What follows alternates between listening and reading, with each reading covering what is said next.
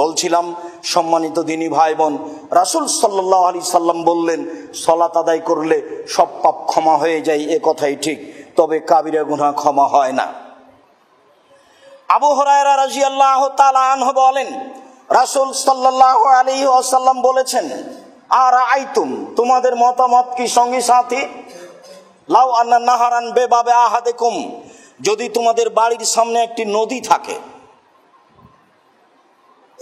তারপর সে নদীতে তোমরা যদি 5 বার গোসল করো, 24 ঘন্টায় 5 বার গোসল করো, হালিয়াবকা মিন দারানিহি শায়, যে গোসল করবে তার গায়ে ময়লা থাকতে পারে? কালু লায়াবকা মিন দারানিহি শায়, সাহাবীগণ বললেন জি না। একটা লোক 5 বার গোসল করলে তার গায়ে কি ময়লা থাকবে? না, তার গায়ে ময়লা থাকবে না।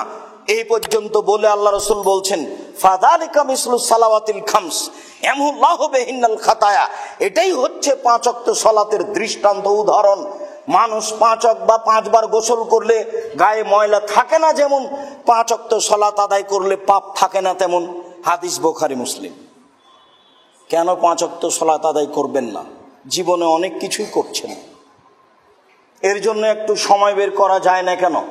জীবনে কাজ হিসাবে সবচেয়ে গুরুত্বপূর্ণ কাজ যেটা মনে করবেন জীবনে, পৃথিবীতে বেঁচে থাকতে মানুষের জীবনে যেটা সবচেয়ে গুরুত্বপূর্ণ কাজ, সেটা হচ্ছে ঠিক সময়ে 5 ওয়াক্ত সালাত আদায় করা।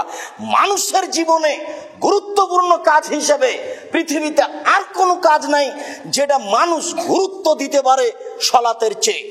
মানুষের জীবনে গুরুত্বপূর্ণ কাজ হিসাবে ফরজ সালাতের চেয়ে আর কোনো গুরুত্বপূর্ণ কাজ নেই।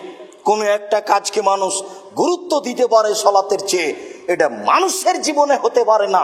যদি দেয় তাহলে বুঝতে হবে আসলে সালাতকে বুঝতে পারেনি, নিজের ধর্ম নিজেই বুঝলো না। যেমন কোরআন মাজিদ আল্লাহর দেওয়া গ্রন্থ, ওকে জুজদান কাপড় দিয়ে ঢেকে রেখে দিল। কেন আল্লাহ অবতীর্ণ করেছেন তা কোনোদিন বুঝার চেষ্টা করলো না। দুনিয়াতে আসলো, পেশাব পায়খানা করে দুনিয়া থেকে চলে গেল। কোরআন মাজিদ একটা এত বড় গ্রন্থ কেন এসেছে, আল্লাহ কেন দিয়েছেন, কেনই বা আমাদের সাথে আছে, কেনই বা আমাদের বাড়িতে থাকে, কেউ বুঝা প্রয়োজন মনে করলো না। আর যারা একটু বুঝে, তারা চাকরি করে, টাকা ইনকাম করে, তারা কোরআন মাজিদ বুঝবে, একটু মনোযোগ সহকারে পড়বে, এটুকু তাদের দেখা গেল না। মাস গেলে বেতন পাই, আহাল পরিবার, ছেলে মেয়ে বউ নিয়ে দিন কাটাই, কোরআন মাজিদ পড়তে হবে, বুঝতে হবে, এটা সে প্রয়োজন মনে করেনি। ব্যবসায়ী কোরআন মাজিদ পড়তে পারে, টাকা ইনকাম করতে হবে, হিসাব নিকেশ ঠিক করতে হবে, এইভাবে বয়স পার হয়ে গেল, কোরআন মাজিদ একটু পড়তে হবে, বুঝতে হবে, এটা প্রয়োজন সে মনে করেনি। উবাদা ইবনে সামিত রাদিয়াল্লাহু তাআলা আনহু বলেন রাসূল সাল্লাল্লাহু আলাইহি ওয়াসাল্লাম বলেছেন as-সালাওয়াতুল খামস ইফতারাদাহুন্নাল্লাহু তাআলা, 5 ওয়াক্ত সালাতকে আল্লাহ তাআলা ফরজ করেছেন, এটা আল্লাহর বিধান।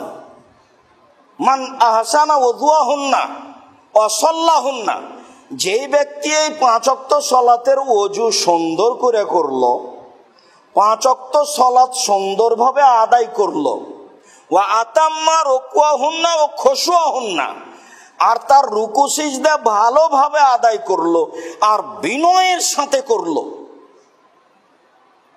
রাইফেলের গুলির মতো রুকু সিজদা, সেটা আবার বিনয়ের হয় কিভাবে? ইমাম মুক্তাদি নিজেই বুঝলো না কোথায় রুকু আর কোথায় সিজদা, সেটা বিনয় হয় কিভাবে? সুন্দর করে আদায় করলো, বিনয়ের সাথে আদায় করলো। রাসূল সাল্লাল্লাহু আলাইহি ওয়াসাল্লাম বলছেন কানা লাহু আলাল্লাহি আহাদুন আন ইয়াগফিরা লাহু, তাহলে আল্লাহর জন্য জরুরি তাকে আল্লাহ ক্ষমা করবেন, এটা আল্লাহর জন্য জরুরি। আল্লাহ নিজের সাথে ওয়াদাবদ্ধ, কেউ যদি সুন্দর করে ওযু করে, বিনয়ের সাথে 5 ওয়াক্ত সালাত আদায় করে, আমি তার সাথে ওয়াদাবদ্ধ, আমি তাকে ক্ষমা করব। বাক্যটি রাসূল সাল্লাল্লাহু আলাইহি সাল্লাম উল্লেখ করেন। তিনি বললেন আইনলাম ইয়াফাল, যদি মানুষ এই 5 ওয়াক্ত সালাতকে আদায় করতে গিয়ে ঠিক মতো ওযু না করে, বিনয়ের সাথে সালাত আদায় না করে, সালাত আদায় না করে করেছে মাত্র, ওয়ালাম ইয়াকুন আলাল্লাহি আহাদুন, তাহলে তার জন্য আল্লাহর উপরে কোনো ওয়াদা অঙ্গীকার হবে না। ইনশা গাফারা লাহু ওয়া ইনশা আযাবাহু, আল্লাহ চাইলে তাকে ক্ষমা করবেন, চাইলে তাকে শাস্তি দিয়ে দিবেন। সালাত আদায় করেও শাস্তি হবে বলে অত্র সহিহ হাদিসে প্রমাণ হয়। যদি আপনার সালাত বিনয়ের সাথে না হয়, মনোযোগ সহকারে না হয়, ভালোভাবে ওযু না হয়, ভালোভাবে রুকু সিজদা না হয়,